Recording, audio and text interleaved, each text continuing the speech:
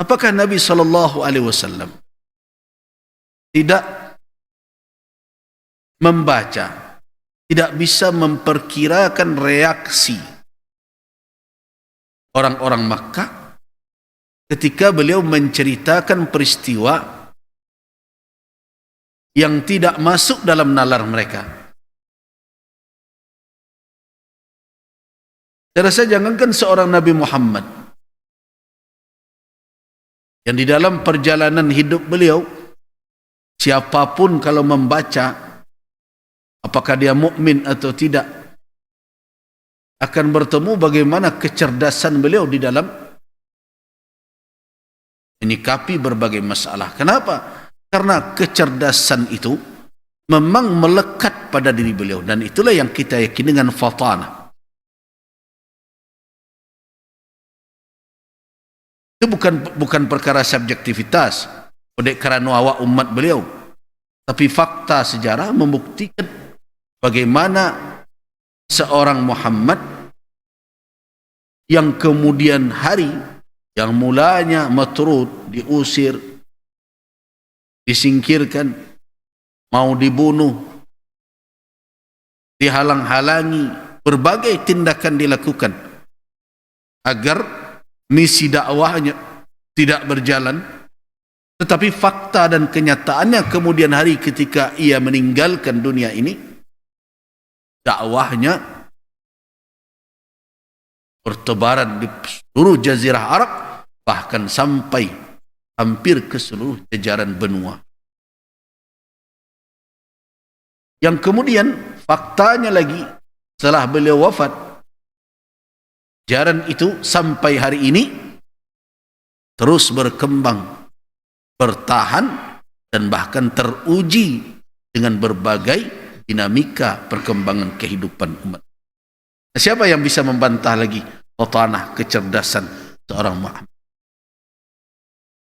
Dengan kecerdasan seperti itu, apakah kita akan mengatakan tak terbayang dek Nabi yang terjadi kalau beliau menyampaikan peristiwa itu? Boleh kita katakan mustahil Nabi tidak mengetahui apa yang akan beliau, atau tidak memperkirakan apa yang akan beliau terima kalau beliau ceritakan, malam tadi usriya bi, diisrakan saya dari Masjidil Haram ke Masjidil Aqsa, bahkan cerita lagi Mi'raj dan sebagainya.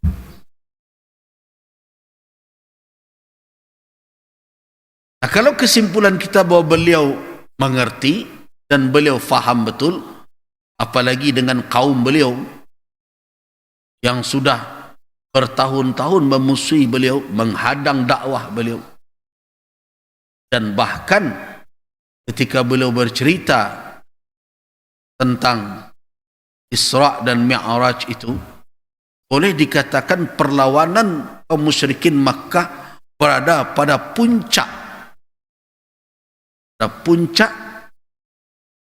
yang sangat keras sekali. Kenapa? Kalau betul cerita tersebut, dan memang di dalam sejarah kita baca peristiwa itu terjadi setelah wafatnya dua orang yang menjadi penopang dakwah beliau. Yang pertama adalah paman beliau Abu Talib, yang kedua adalah Ummul Mukminin, istri beliau Khadijah bintu Khuwailid radhiyallahu anha. Nah, ini perlawanan sedang keras-kerasnya, di puncak permusuhan. Beliau akan membawa pula cerita yang akan menjadi senjata. Apakah Nabi tidak membayangkan ini bisa senjata menjadi makan tuan nanti? Dia akan berbalik kepada beliau. Tentu dengan kecerdasan beliau, saya yakin bahwa beliau faham, beliau mengerti reaksi yang akan beliau. Pertanyaan yang harus kita jawab, nah itu yang dikatakan butir dari sirah. Walaupun beliau kita yakini tahu, paham, mengerti apa yang akan beliau terima, tapi beliau tidak surut di dalam menyampaikan apa yang beliau alami. Nah, di situ kita tahu apa prinsipnya. Panang kok maju jo Nabi.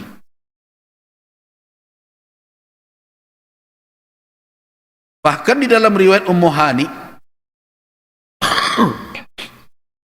dalam riwayat Ummu Hani,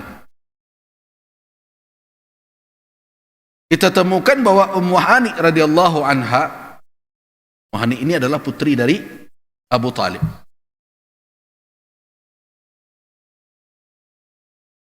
Hani putri dari Abu Talib berarti saudara dari Ali. Dalam riwayat Ummu Hani bahkan diriwayatkan bahwa Ummu Hani menahan selendang Nabi untuk jangan keluar memberitahukan peristiwa ini kepada masyarakat, pada umat.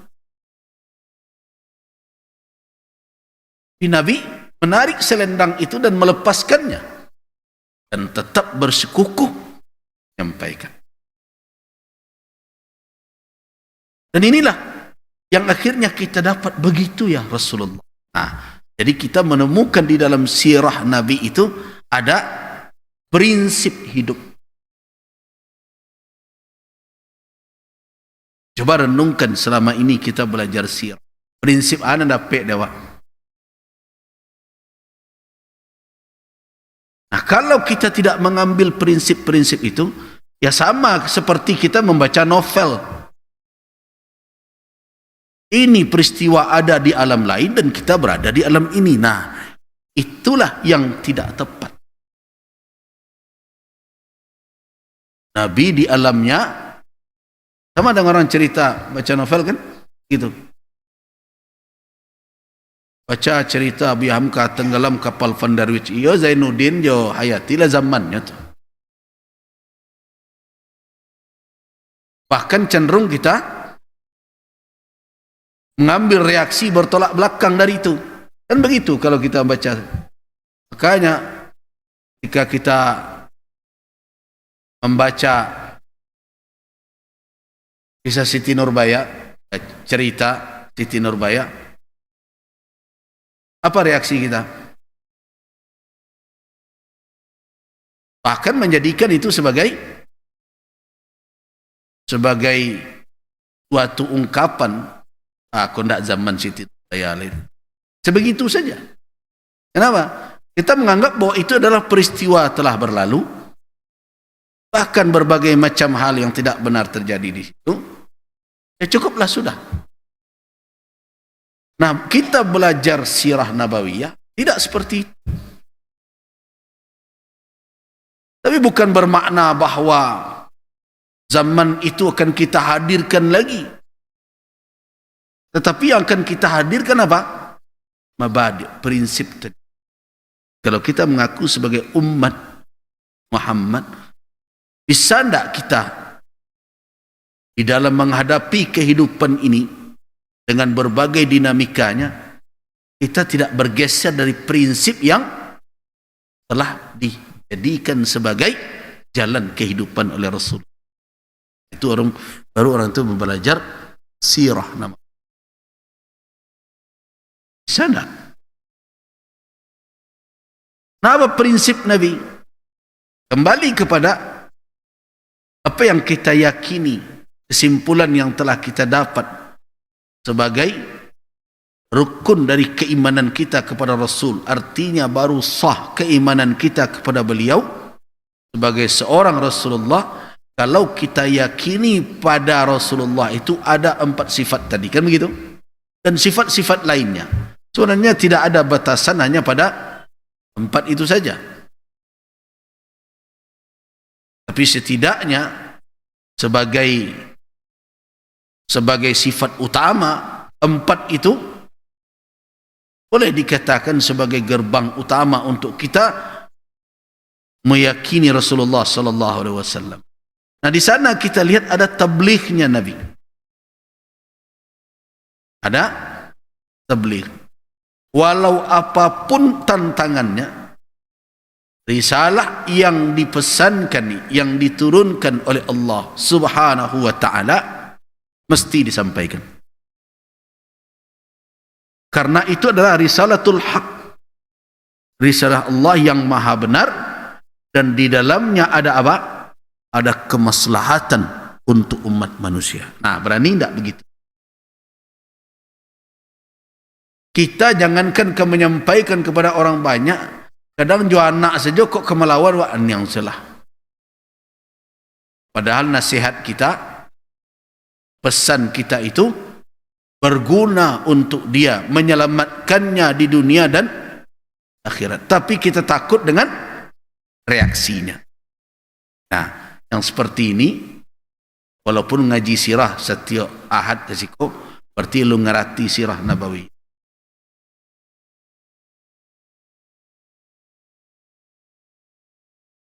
Nah, berarti Nabi memiliki prinsip bahwa kebenaran harus disampaikan, mahmakan, walau bagaimanapun tantangannya. Mengamalkan perintah Allah, fasda' bima tu'mar, kumandangkan apa yang diperintahkan kepada engkau. Nah, dari prinsip itulah kita lihat Nabi tegar berhadapan dengan reaksi berbagai macam. Bahkan di antara orang yang telah beriman kepada beliau ada irtadda. Kalau di dalam catatan sirah kita sebutkan, kita baca maaf,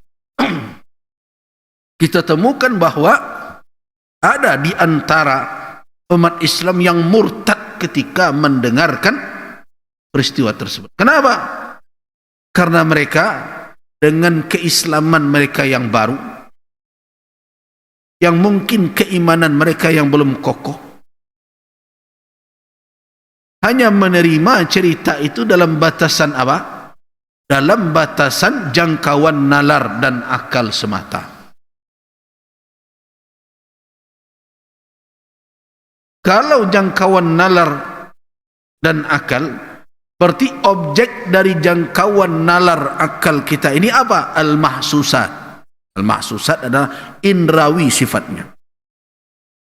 Akal tidak bisa menerobos apa yang dibalik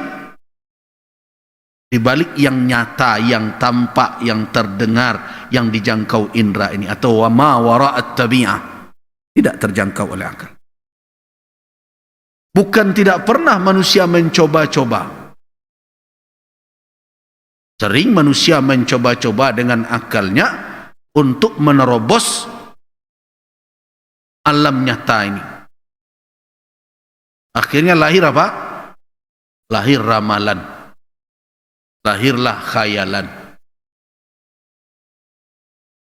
Jadi khayal, ramal, bukan ramalan cuaca, itu berbeda lagi.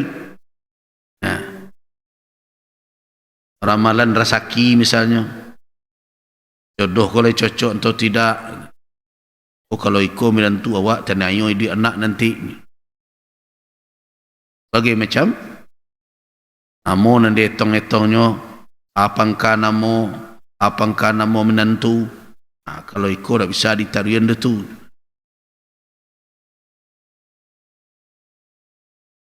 Itu orang-orang yang seperti itu sedang mencoba menerobos tabir